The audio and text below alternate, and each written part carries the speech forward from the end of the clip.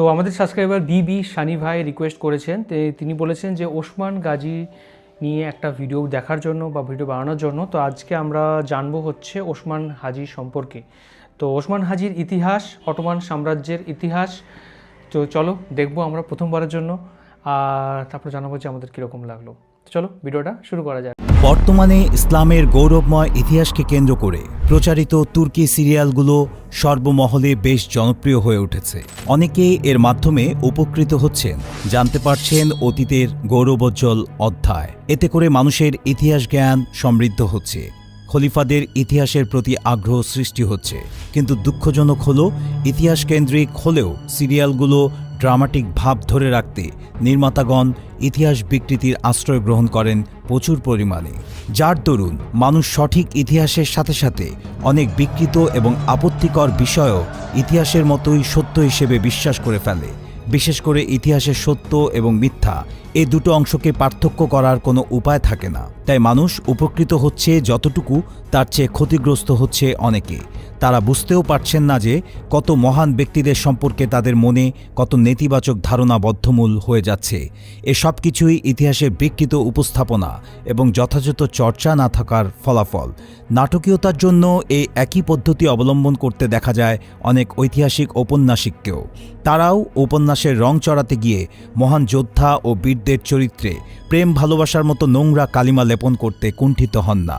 তাই দর্শকের ভুল ভাঙাতে এবং সত্য সঠিক ইতিহাস তুলে ধরতে সিটিভি বাংলা বিভিন্ন নির্ভরযোগ্য ইতিহাসের বই এবং বিজ্ঞ ঐতিহাসিকদের উক্তি থেকে মহান বীর অটোম্যান এম্পায়ার বা উসমানী সাম্রাজ্যের প্রতিষ্ঠাতা সুলতান প্রথম ওসমান গাজীর জীবন কেমন ছিল তা তুলে ধরবে ইনশাআল্লাহ।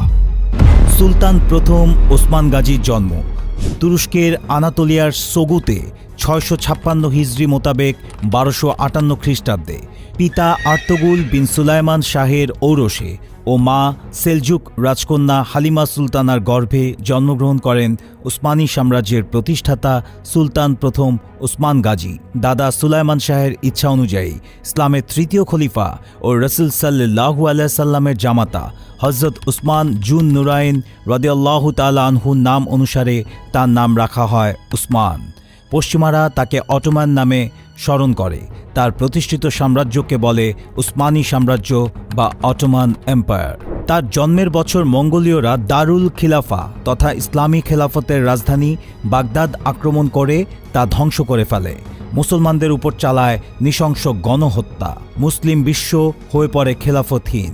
কিন্তু কে জানত, একদিকে যখন মুসলমানদের আবাদি ধ্বংস করছিল শত্রুরা, ঠিক তখনই অন্যদিকে আল্লাহ তাআলার ইচ্ছায় পৃথিবীতে আগমন ঘটেছিল এমন এক শিশুর, যে বড় হয়ে একটি প্রতাপশালী ইসলামী সাম্রাজ্যের গোড়াপত্তন করবে, ছত্রভঙ্গ মুসলিম উম্মাহকে এক ছাউনি তলে একত্রীভূত করবে দীর্ঘ 600 বছরের জন্য।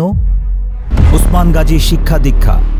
উসমান ছিলেন তৎকালীন বিখ্যাত দরবেশ শায়খ এদেব আলীর শিষ্য।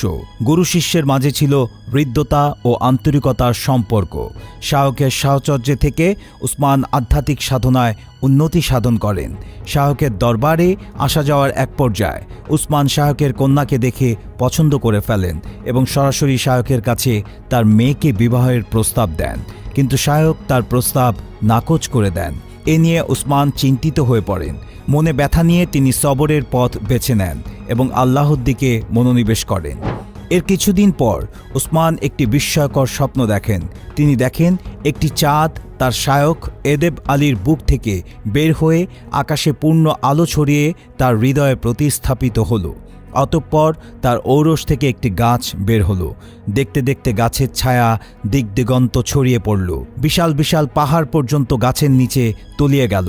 তখন গাছের শেকড় থেকে ফোরাত, দজলা, নীল ও তুয়ানা নদী প্রবাহিত হলো। উসমান দেখেন গাছের পাতাগুলো তরবারির মতো। বাতাসের দমকা হাওয়া পাতাগুলোকে কনস্ট্যান্টিনোপলের দিকে উড়িয়ে নিয়ে যাচ্ছে। এ স্বপ্ন দেখে উসমান অস্থির হয়ে পড়েন। দ্রুত তার শায়খকে স্বপ্নের কথা বিস্তারিতভাবে জানান। শায়খ তার বিস্ময়কর স্বপ্নের ব্যাখ্যা বুঝতে পারেন এবং সাথে সাথে তার মেয়েকে বিয়ে দিতে রাজি হয়ে যান, কারণ এই স্বপ্ন আল্লাহর পক্ষ থেকে একটি কুদরতি ইশারা। তিনি বুঝতে পারেন অচিরেই উসমানের বংশধররা দিক দিগন্ত জয় করবে, শাসন করবে বিশাল বিস্তৃত অঞ্চল। তখন উসমান শায়খের গুণবতী রূপবতী কন্যা বালা খাতুনের সাথে বিবাহ বন্ধনে আবদ্ধ হন। এরপর উসমান দ্বিতীয় আরেকটি বিবাহ করেন। দ্বিতীয় স্ত্রী ছিলেন মাল খাতুন এবং তার গর্ভে জন্ম নেয় উসমান গাজীর যোগ্য উত্তরসূরি সুলতান উরহান গাজী। মুসলমানদের বীরত্ব এবং ঐতিহ্যের অজানা ইতিহাস জানতে সিটিভি বাংলা চ্যানেলটি সাবস্ক্রাইব করে আমাদের অনুপ্রাণিত করবেন। সেই সাথে কমেন্ট বক্সে আপনার মূল্যবান মতামত জানাবেন। সালতানাতের দায়িত্ব গ্রহণ। উসমানের পিতা আর্তুগুল ছিলেন একজন বীর মুজাহিদ। বীরত্ব ও সাহসিকতার কীর্তিতে ভরপুর ছিল তার পুরো জীবন।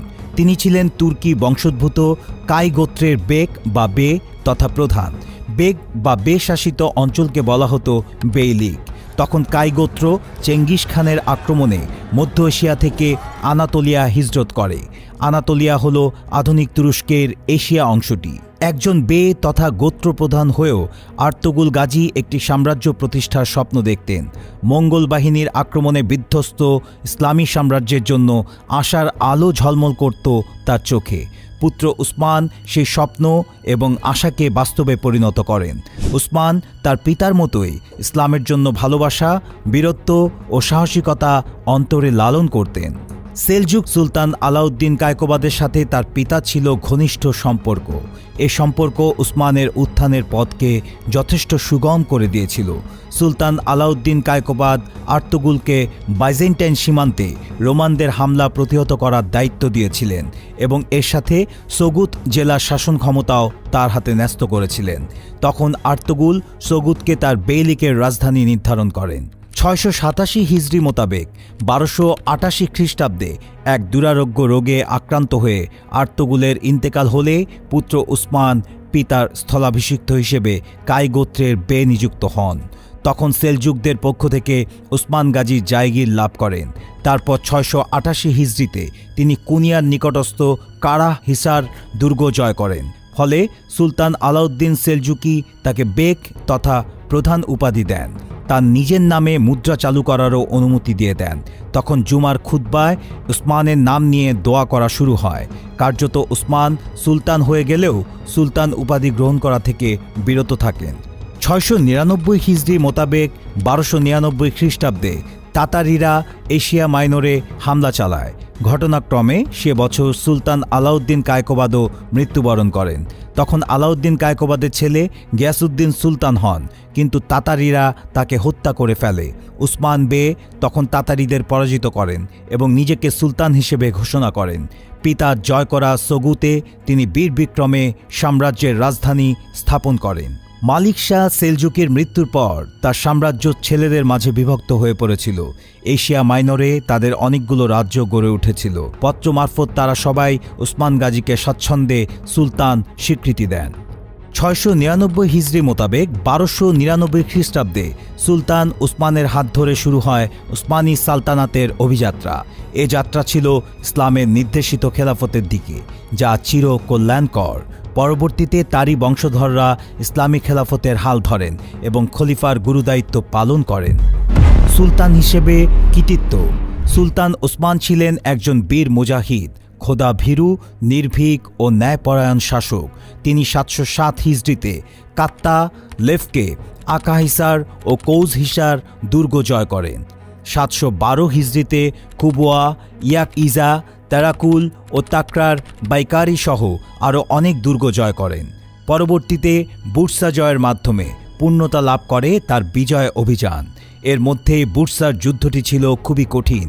বিজয় করা খুব একটা সহজ ছিল না, কারণ ইতিমধ্যে উসমানের সাহস ও বীরত্বের কথা দিক দিগন্তে ছড়িয়ে পড়েছিল।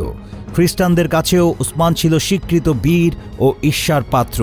আর এশিয়া মাইনরে তখনও রোমান শাসকদের কয়েকটি খ্রিস্টান রাজ্য ছিল। তারা খুব জড়সড় হয়ে উসমানের বিরুদ্ধে প্রস্তুতি নিচ্ছিল। উসমানও তাদের বিরুদ্ধে অভিযান পরিচালনার জন্য প্রস্তুতি গ্রহণ করেন। তারপর খ্রিস্টান শাসকদের কাছে দূত প্রেরণ করেন। পত্র মারফত তিনি তাদেরকে 3টি প্রস্তাবের যে কোনো একটি গ্রহণ করে নিতে বলেন। 1. ইসলাম গ্রহণ করে নাও। 2. জিজিয়া দাও। 3. নতুবা যুদ্ধের জন্য প্রস্তুত হও। এই প্রস্তাবের মাধ্যমে তিনি মূলত ইসলামের শাশ্বত আদর্শকেই সমুন্নত করেছেন, যে আদর্শ আল্লাহর রাসূল সাল্লাল্লাহু আলাইহি সাল্লাম শিখিয়ে গিয়েছেন সাহাবায়ে কেরাম রাদিয়াল্লাহু তাআলা আনহুকে, যেই আদর্শের উপর ভিত্তি করে অর্ধজাহান শাসন করেছেন খোলাফায়ে রাশিদিন। হয়তো ইসলাম মেনে নাও, নয়তো শরিয়া মেনে জিজিয়া দাও, অন্যথায় ময়দানে এসো, বাকি কথা হবে তরবারির ভাষায়। উসমান গাজীর প্রস্তাবে খ্রিস্টান শাসকদের কেউ কেউ ভীত হয়ে ইসলাম গ্রহণ করে নেয়, আবার কেউ জিজিয়া দিতে সম্মত হয়ে যায়, আরেক দল যুদ্ধের প্রস্তুতি গ্রহণ করে। তবে এককভাবে উসমানের বিরুদ্ধে লড়াই করার মতো শক্তি বা সাহস কোনোটাই তাদের ছিল না।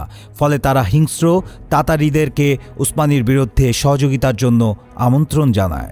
তাতারিরা সংগঠিত হয় বুরসা শহরকে কেন্দ্র করে। সেখান থেকেই উসমানীর বিরুদ্ধে তাদের হীন কার্যক্রম পরিচালনা করতে শুরু করে। স্থানীয় রোমান খ্রিস্টানরা ছাড়াও রোমান এম্পায়ারের রাজধানী কনস্ট্যান্টিনোপলের বিরাট শক্তিও তাতারিদের সঙ্গে যুক্ত ছিল। সুলতান উসমান গাজী 715 হিজরি মোতাবেক 1215 খ্রিস্টাব্দে তাতারিদের মোকাবেলায় তার ছেলে উরহান গাজীকে প্রেরণ করেন। রোমানদের মধ্যে থেকে যেসব শাসক মুসলমান হয়েছিলেন তারা উরহান গাজীর সহযোগিতায় এগিয়ে আসেন। উরহান গাজী দীর্ঘদিন অবরোধ করে রেখে 717 হিজরিতে বুরসা বিজয় করতে সক্ষম হন। যুদ্ধে হাজার হাজার তাতারি নিহত হয়, আরও অসংখ্য তাতারি পালিয়ে যান বাঁচায়। উরহান গাজী বুরসাবাসীদের সাথে অত্যন্ত নম্র, কোমল ও ন্যায়নিষ্ঠ আচরণ করেন। ফলে বুরসার রোমান গভর্নর আফরিনোস কালিমা পাঠ করে ইসলামের ছায়াতলে আশ্রয় গ্রহণ করেন। পরবর্তীতে তাকেও বেক উপাধি দেয়া হয় এবং তিনি উসমানী সাম্রাজ্যের একজন দক্ষ বীর সেনাপতি হিসেবে অনেক যুদ্ধে শক্ত ভূমিকা পালন করেন। উসমান গাজীর বৈশিষ্ট্য: সুলতান উসমান ছিলেন অত্যন্ত কৌশলী। তিনি একই সাথে একাধিক শত্রুর মোকাবেলা করতে জানতেন। তিনি যেমন ছিলেন সাহসী যোদ্ধা, তেমনি ছিলেন দক্ষ শাসক। তার শাসনামল ছিল ন্যায় ও বিজয়ের জন্য স্বীকৃত। তিনি নিজের জীবনকে উৎসর্গ করেছিলেন আল্লাহর পথে। সাম্রাজ্য প্রতিষ্ঠা করা কিংবা ক্ষমতা লাভ করা কখনোই তার উদ্দেশ্য ছিল না। তার একমাত্র উদ্দেশ্য ছিল ইসলামের আলো দিগদিগন্তে ছড়িয়ে দেওয়া এবং দ্বীন ইসলামকে বিজয়ী করা, আর এটাকে তিনি নিজের অবশ্য কর্তব্য বলে মনে করতেন। এজন্য ঐতিহাসিকগণ মন্তব্য করেছেন, উসমান ক্ষমতা অর্জনের জন্য রাজ্য প্রতিষ্ঠা করেননি, তিনি ইসলামকে বিশ্বময় ছড়িয়ে দেওয়ার ভালোবাসা থেকেই রাজ্য প্রতিষ্ঠা করেছেন।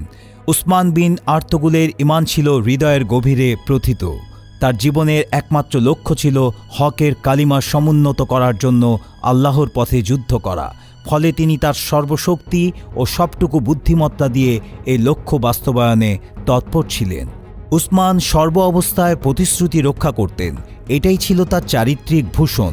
তার অনন্য সাধারণ ব্যক্তিত্বে মুগ্ধ হয়ে অনেক খ্রিস্টান কমান্ডারও তার পক্ষে লড়াই করেছিলেন। উসমান সম্পূর্ণ শরিয়াতের নীতিমালা অনুযায়ী রাজ্য পরিচালনা করতেন। তিনি আলিম ওলামাদের শ্রদ্ধা করতেন এবং তাদের পরামর্শ মেনে চলতেন। উসমান গাজীর ওসিয়ত: মৃত্যুর আগে ওসমান তার পুত্র উরহানকে যে ওসিয়ত করেছিলেন তার মাঝেই উসমানের জীবনের লক্ষ্য, সাম্রাজ্য প্রতিষ্ঠার উদ্দেশ্য, রাজ্য পরিচালনার পথ ও পদ্ধতি স্পষ্ট হয়ে উঠেছিল।